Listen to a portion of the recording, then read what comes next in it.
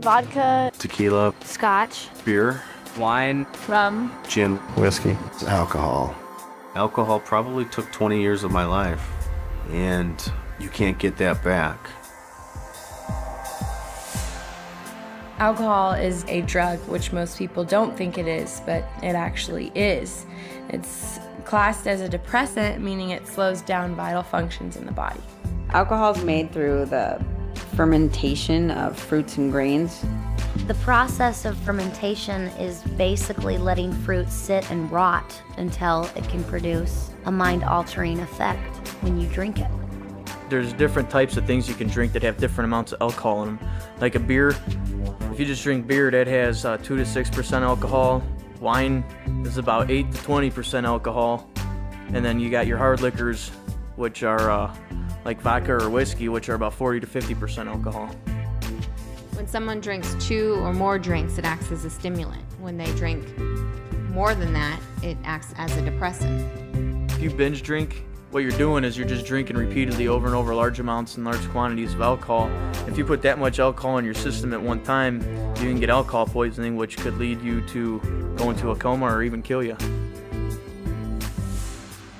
12 years old, I was in the 7th grade. When I was in 8th grade, I think I was 13 years old. It became very regular at 14 years of age. 15 years old when I first started drinking. 17 years old, starting going out parties, doing things like that.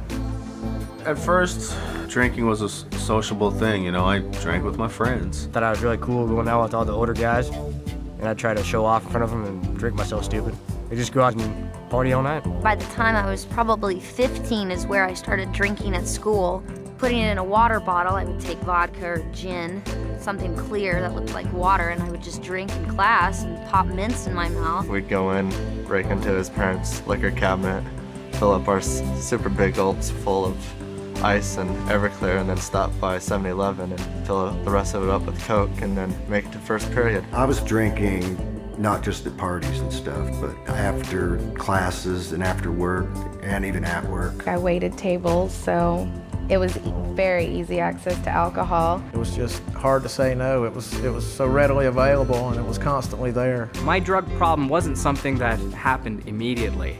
It happened so slowly that I missed the fact that I was addicted to it. It became a routine, a way of life. The only type of people I would hang out with were people who were using drugs or drinking alcohol. And it got to the point where that's all I cared about. It became far more than just a partying thing. It was a necessity.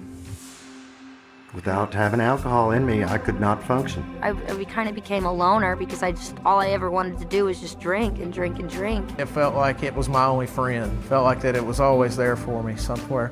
You know, when things were going bad, I could always have a few drinks. Well, for me, it was never a few drinks. It was always a lot of drinks. I was consuming about 30 beers a day, a whole case of beer, and 3/4 of a gallon of light rum. I would essentially have that and black out every night. I could do nothing but drink 24/7, drink, pass out, drink, pass out. I literally started drinking so much that I would shake if I didn't have a drink. When I would not drink, I'd get extremely sick, deathly sick. Just really achy all over, and you have headaches, and you're so dehydrated that you have no energy. Alcohol had been, in and out my body so much that it had tore away some of the lining of my esophagus, and blood was creeping in. I was a physical disaster. I was that far in my addiction of physical withdrawal that when I shut that alcohol intake off, my body tried to shut down. The actual withdrawal from alcohol can kill you, for one thing, if it's too intense.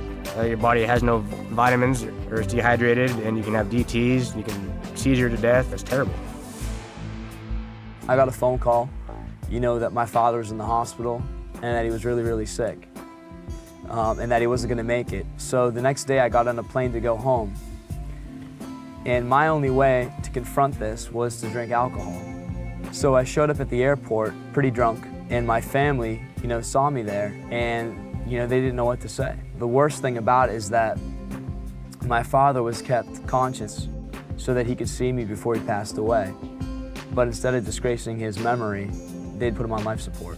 I had gotten kicked out of this bar for fighting.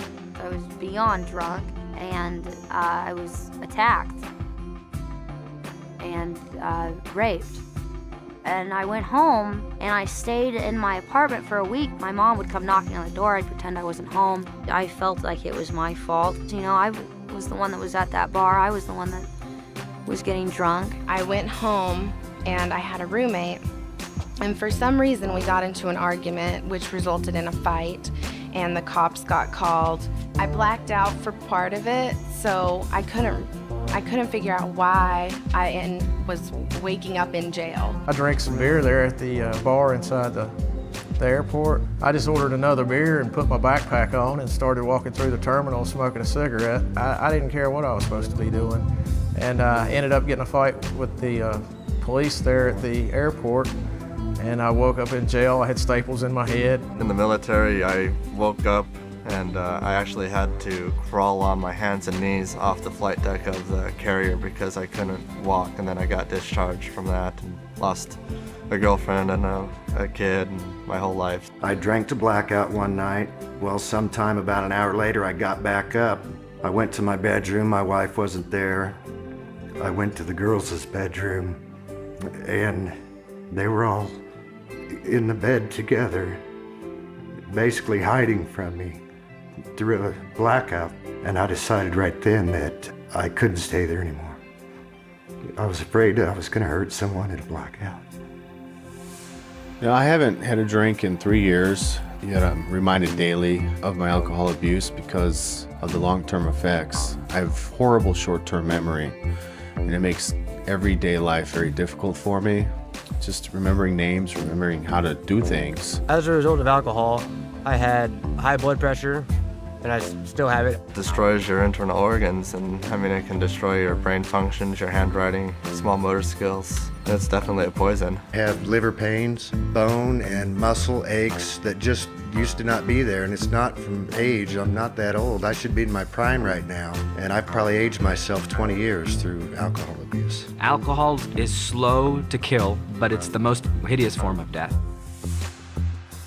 If I had known how sneaky and dangerous and insidious alcohol is, if somebody had kind of told me, and if I had known that it's not this symbol for a good time, I think that would have made a difference. It's not like some of the other drugs that instantly after your first time you're hooked and you're addicted to it. A lot of times, you know, most of my friends didn't even like the taste of beer when they first started drinking. It started out as something that was fun, something we did on weekends. How it progressed to an everyday, all-day thing is beyond me.